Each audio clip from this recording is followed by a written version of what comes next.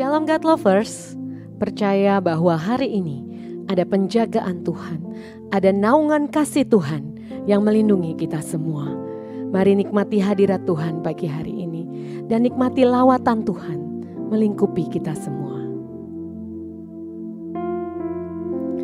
Oh, haleluya Lord.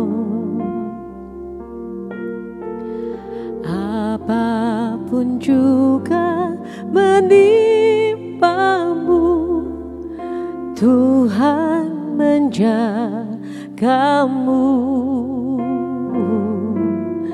Naungan kasih-Nya pelindungmu, Tuhan menjagamu.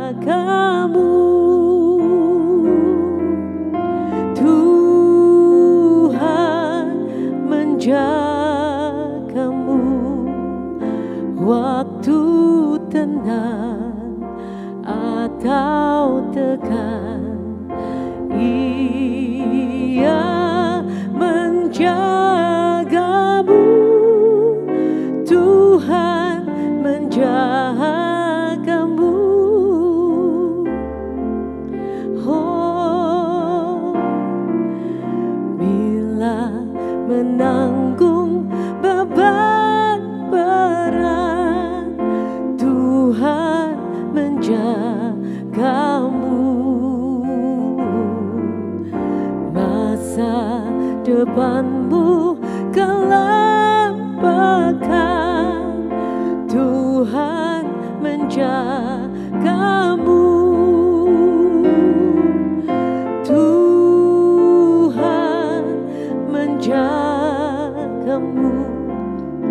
Waktu tenang atau tegang, Ia menjagamu. Tuhan menjagamu.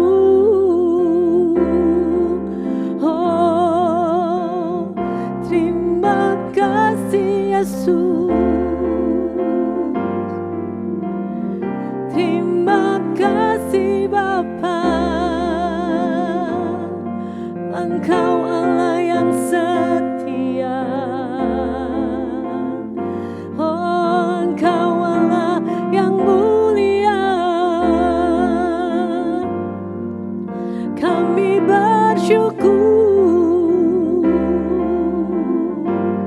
Terima kasih Tuhan, haleluya.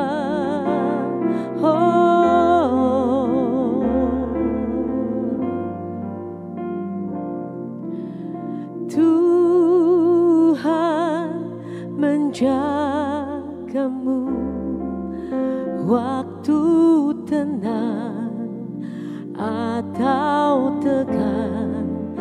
Ia menjagamu, Tuhan menjagamu.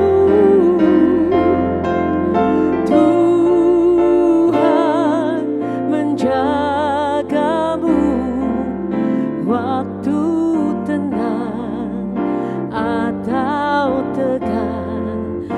Ia menjagamu, Tuhan menjagamu.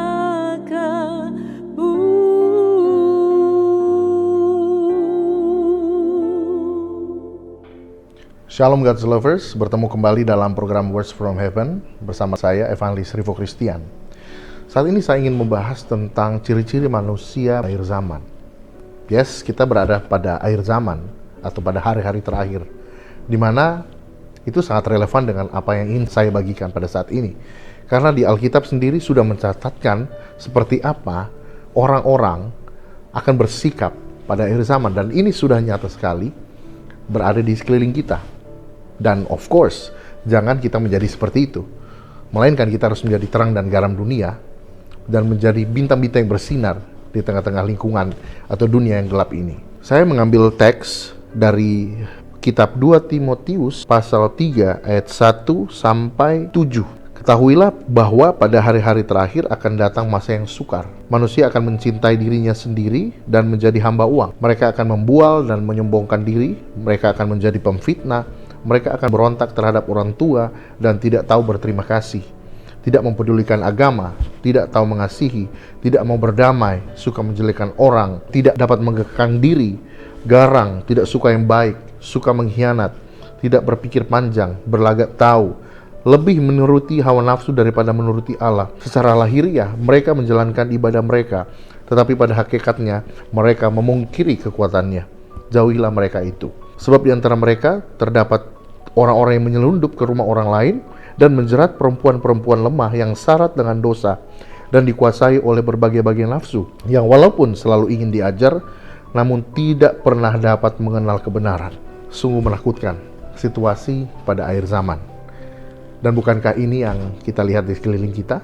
Di ayat 1 dituliskan bahwa ketahuilah. Kita harus sadar, buka mata kita bahwa hari-hari terakhir ini akan datang masa yang sukar.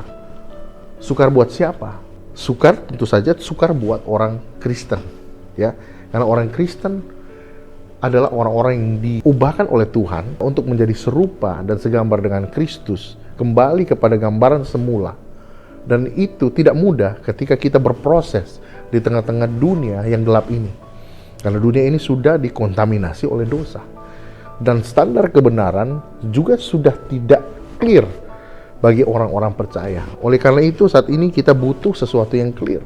Segala sesuatu yang benar sekarang dibuat blur, dibuat rancu, dibuat tidak clear, ya. Dibuat seakan-akan semua terbaur atau tercampur. Sedangkan di dalam Alkitab kita harus berpihak pada kebenaran, dan kebenaran adalah ya di atas ya. Oleh karena itu, kita harus tahu bahwa masa-masa ini adalah masa yang sukar. Tetapi bukan berarti kita harus tenggelam di dalam masa-masa yang sukar ini. Di sini memang dikatakan dalam ayat 2 sampai ayat 7, di situ dijabarkan secara rinci tentang ciri-ciri manusia yang berada pada akhir zaman, di mana zaman ini banyak sekali nilai-nilai yang bertabrakan dengan firman Allah. Dan apakah kita bisa katakan bahwa kita ini sudah tidak mengikuti zaman karena kita berbeda dengan zaman sekarang, seperti itu ya. Tidak hanya berlaku buat anak-anak muda, tetapi juga buat orang tua dalam mereka mendidik anak. Apakah harus mengikuti pola zaman now dan meninggalkan nilai-nilai atau value Alkitab? Tidak seperti itu. kita harus tetap maintain kemurnian dari apa yang Alkitab katakan tentang kebenaran dan tidak mencoba untuk melarutkan kebenaran ini pada hal-hal yang bersifat duniawi, walaupun seakan-akan terdengar rohani, seakan-akan terdengar baik. Padahal kita harus sadar bahwa baik tidak selalu benar. Ini harus kita garis bawahi. Apabila manusia sudah mulai mencintai dirinya sendiri atau diberitahukan oleh orang lain untuk love yourself more than you love God, itu sesat. Dan di sini juga dikatakan banyak orang menjadi hamba uang. Sudah banyak orang melakukan korupsi, berbuat apa saja untuk mereka mendapatkan uang. Dan of course, mereka adalah penyembah-penyembah Mamon. Dan banyak orang yang akan membual, berbohong, menipu, menyombongkan diri, dan mereka akan menjadi pemfitnah. Banyak kita lihat di sosial media, dan mereka akan berontak terhadap orang tua.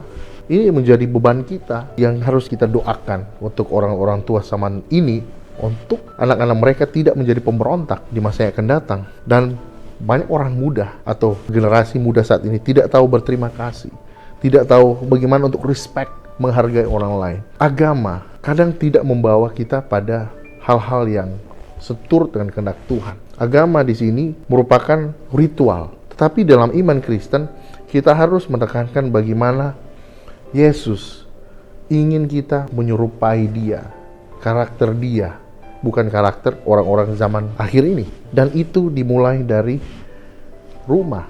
Dan juga di sini ada hal-hal yang sangat panjang dijelaskan bahwa kita melihat bahwa banyak orang suka mengkhianat, tidak tahu mengasihi, tidak mau berdamai, dan sebagainya. Semua itu adalah perbuatan daging. Dalam Galatia dikatakan bahwa itu merupakan perbuatan daging, kecemaran, hawa nafsu, dan itu merupakan ciri-ciri yang nampak saat ini. Jadi apa yang harus kita lakukan sebagai orang percaya? Apakah kita ingin mengikuti lifestyle itu? Tentu saja tidak. Ya, jangan sampai Tuhan berkata bahwa aku tidak mengenal engkau, karena kita merupakan anak-anak Tuhan yang walaupun kita sudah aktif bergereja, tetapi ketika kita menjadi serupa dengan orang-orang ini, maka kita sudah berbeda jalur dari apa yang Tuhan inginkan untuk kita lakukan. Oleh karena itu mari kita berdoa, kita minta Tuhan menuntun kita untuk bisa menjadi orang-orang yang diberkati Tuhan dan juga kita bisa hidup dalam kebenaran.